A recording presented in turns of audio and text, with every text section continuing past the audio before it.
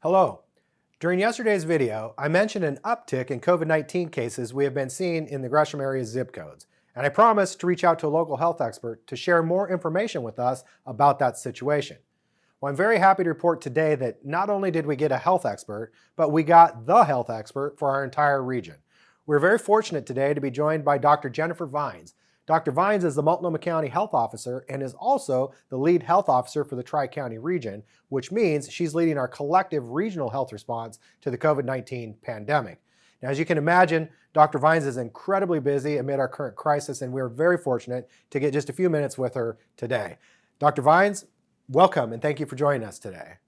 Dr. Vines, I want to start by asking you to help us understand the Tri-County health system. How does it work? How is it activated in a circumstance like this? And generally, how does it work for the Tri-County area?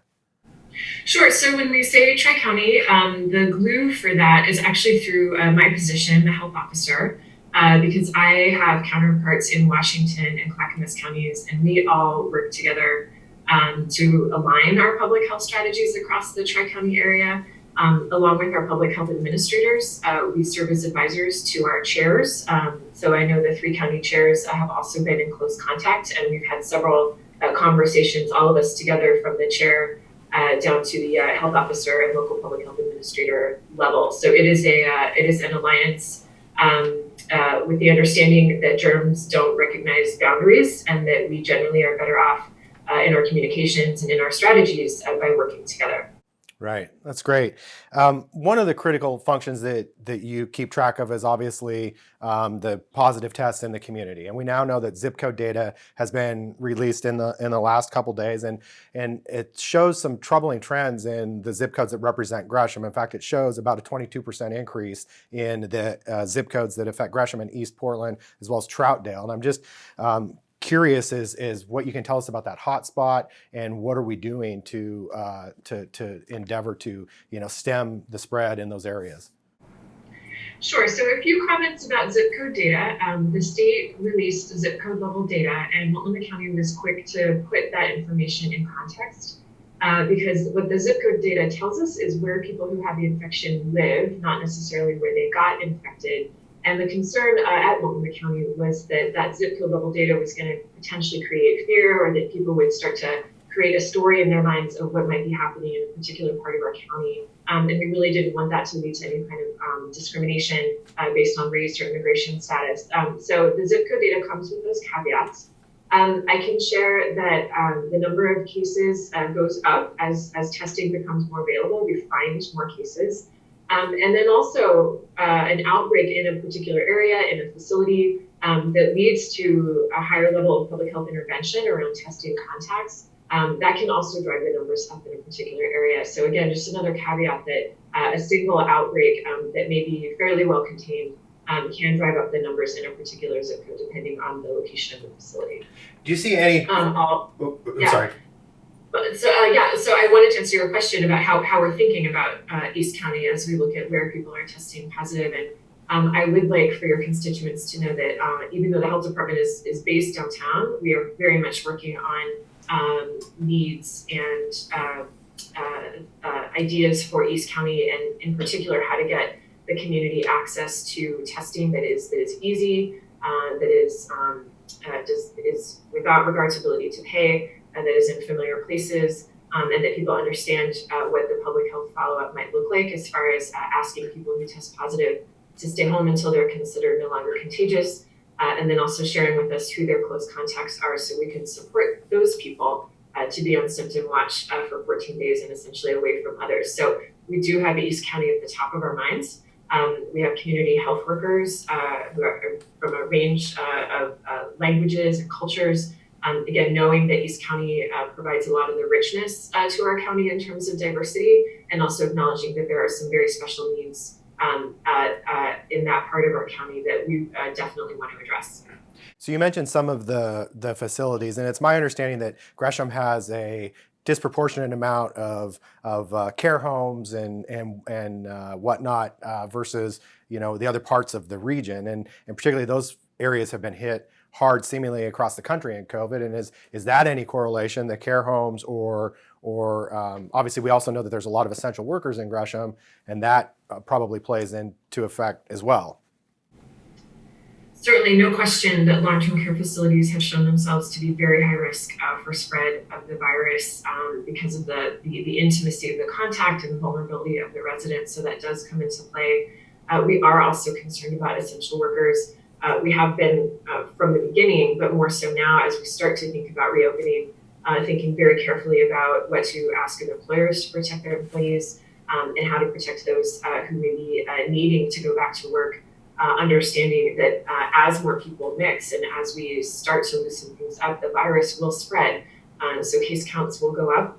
And our goal is to try to keep that virus from finding its way to someone who can get seriously ill or even die from the disease. Right.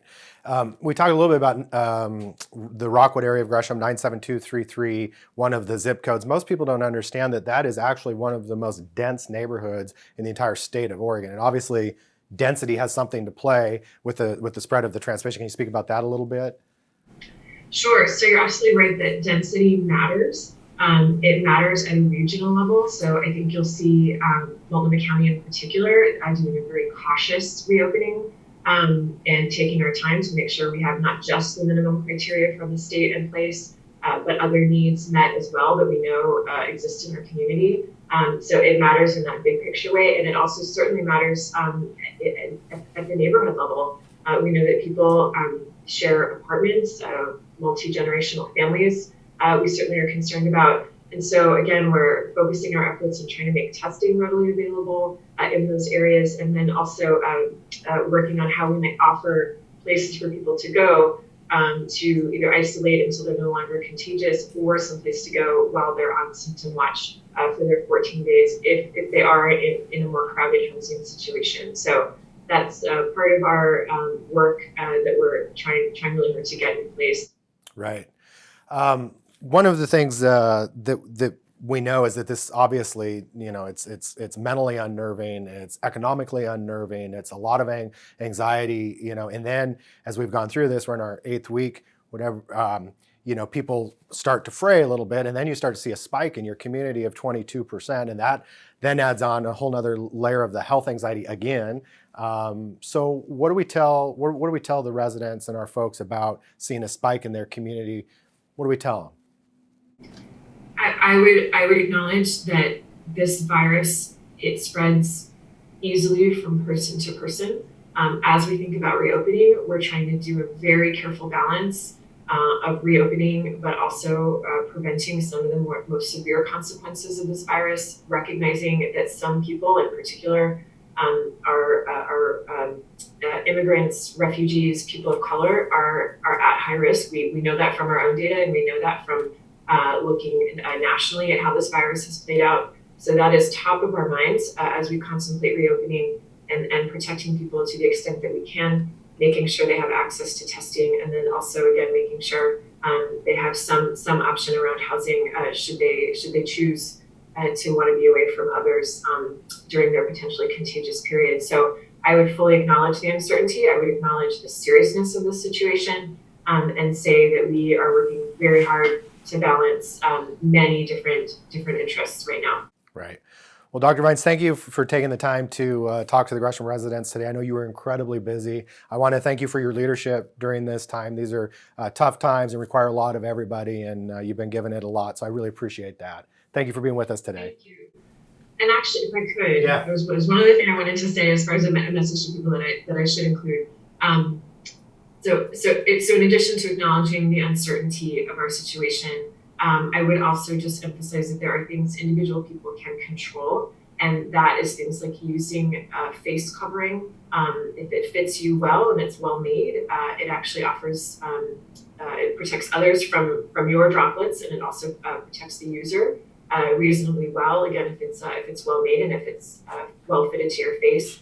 Again, hand hygiene, staying away from others if you're feeling ill. We've been beating this drum now for several weeks, but those are things that still work and will be with us for a while and are very much in individual's control. And so I would encourage people to focus on what they can control, and then also to just get good information. So our Multco website has up-to-date information, and if there are questions that we're not answering, we want to hear from you. And we have our community health workers out there, both to get our message out there and to bring back questions from the community. Good. Also, Dr. Vines, one of the things that we've been following across the country, at least in the last couple of weeks or whatnot, is this how this virus is affecting children, and that seems to have changed a little bit. And I know that we have a case here in Oregon of a child that has been affected by the virus. And what can you tell us in terms of children and what you're tracking on the virus and how it affects them? Sure. So this is a great question because it shows how we're always learning about this virus and how we're always having to change and adapt our messaging. So early on, we were looking at information from China that really suggested that children were not affected seriously by this virus, which offered some comfort to people. We're now learning that there is an illness that seems linked to the virus where children have a reaction of inflammation throughout their bodies that can be very serious. And it can be serious enough that they land in the hospital. And I understand New York has reported 3 deaths associated with this particular syndrome. So it's not well understood. It appears to be an immune reaction linked to the virus. But again, it's another signal of how we're learning more about this virus every day and how we really cannot assume anything as we move forward cautiously. That's great. Okay. Well, thanks again, Dr. Vines, for being here. And again, thank you for all your work. We truly appreciate it. Sure. Thank you. My pleasure. Okay. Thanks. Until next time. All right. Thank you. All right. All right. Well, that's all we have today. Hopefully this information was helpful to you to help you understand the uptick that is happening in certain parts of the city. Rest assured, we will continue to give you as much information as we have at the same time and manner that we have it. As always, I pray for your health and safety, and God bless.